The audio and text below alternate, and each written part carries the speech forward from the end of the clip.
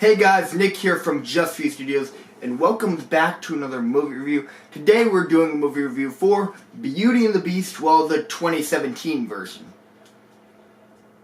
Now, before I really get into this movie review, I do have to let you guys know a few things. One, this is a completely spoiler-free movie review. Not that that should be a big deal, considering it's a direct adaptation, about as direct as an adaptation can be, from the original cartoon that came out from 91, so it would really more so be spoilers for the 91 version, which I hope all of you have seen by now. And secondly, I am totally biased. In all honesty, I was a little unsure if I actually even could review this movie, just because I have a very deep personal connection to Beauty and the Beast, and it's kind of a part of who I am, the story. So I knew seeing this movie would be a very emotional experience for me, and it was. It really was. And I wasn't sure if I could review this movie or if I even should, but I made the decision that I really should. It's a movie that I thought is worth seeing, but I'll get more into that with the actual review. But this was a little bit hard for me to try and figure out, but just so you are aware, I'm biased. If you want to see an actual movie review from someone who's unbiased, I highly recommend Jeremy Johns. He did a fantastic review as an unbiased party. And Luke from Filmfisher, a member of the channel, I assume he's going to do a review at some point. So link to both of those so you can check them out. Now first, like I said before, this is about as direct as an adaptation as possible. Someone who has seen the film, gosh, at least 50 times, I'd say. There were several points throughout the film where I was mouthing the words because they were directly from the old cartoon version. As well as the songs, a lot of the lyrics and the songs in general were pulled directly from the old cartoon, which I thought was really cool to see. And that was really cool, but of course, they did change some things. I'm definitely not going to dismiss that. They changed quite a bit. Not as much as I thought they would, but they did change quite a bit. But to be honest, a lot of the changes were legitimate. If you watch CinemaSins, their honest trailers, or how it should have ended, it's almost like they watched those videos and went, alright, let's take these notes and implement them into the script. It's very cool in that way that some of the parts actually worked better than they did in the old cartoon for that very reason. And holy crap, the special effects. Jungle Book, the new version, I thought had breathtaking special effects, the best since Godzilla, even better than Godzilla.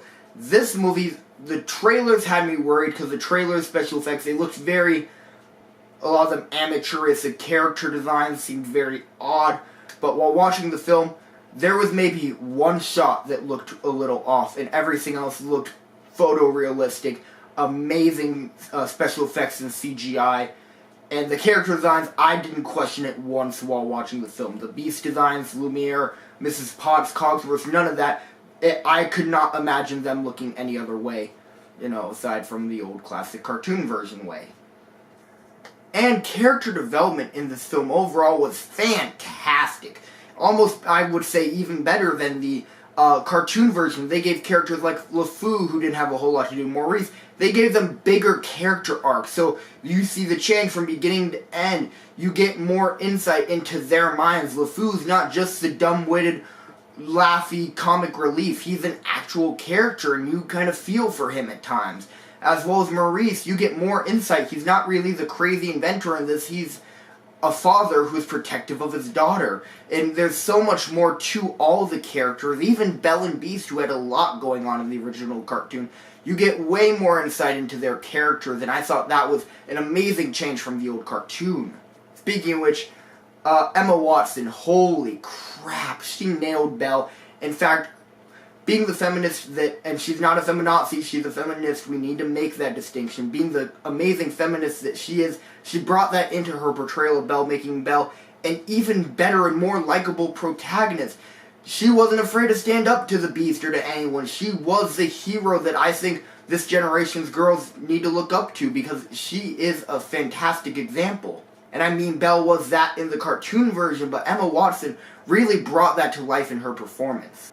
And of course, acting overall is fantastic in this film. I mean, all around, My only real complaints are very nitpicky, and they do get into the spoiler territory, but it's all very minor things. Some of the changes they made, most of the changes I was on board with, I thought seemed legitimate. There were a few here and there that I thought were odd choices, but overall, I thought the film was done fantastically. Acting was shot brilliantly, lighting, everything, special effects were all fantastic. So with that said, what do I give the new 2017 Beauty and the Beast? On my normal 1 to 10 scale, I'm going to give it an awesome 9 out of 10 stars. But, of course, it's just for studios. What about a date night rate? How would Beauty and the Beast do on a date? I mean, it's the tale as old as time, song as old as rhyme. Of course it's going to be fantastic. I'm giving Beauty and the Beast a date night rate of 10 out of 10 stars. If you got your girl, your man, go and take them to see Beauty and the Beast as soon as possible. I recommend whoever you are, go see the movie. Whew. But yeah, I got through the review. I'm happy. Honestly, I'm going to be completely, brutally honest with you guys. This video, I try and make all my videos for you guys. It is just for you studios. All my content is for you guys. But this video is almost more for me. Again, because my personal connection to the film, the original, the musical, everything. My connection overall to Beast.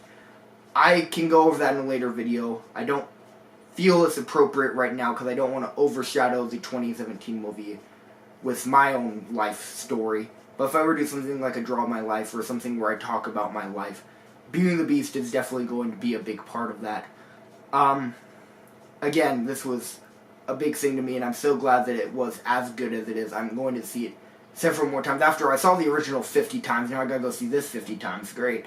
But with that said, guys, thank you so much for watching this video, and thank you so much in general for watching all my content. It means the world to me. Lately I've been really trying to push YouTube ever since my return, really. Back in the end of mid to end February, I've been trying to push content, because A, I feel bad for you guys, and B, it's the driving force that's been fueling me lately, and I thank you guys so much for your support. I don't know where I would be without it. I really appreciate it.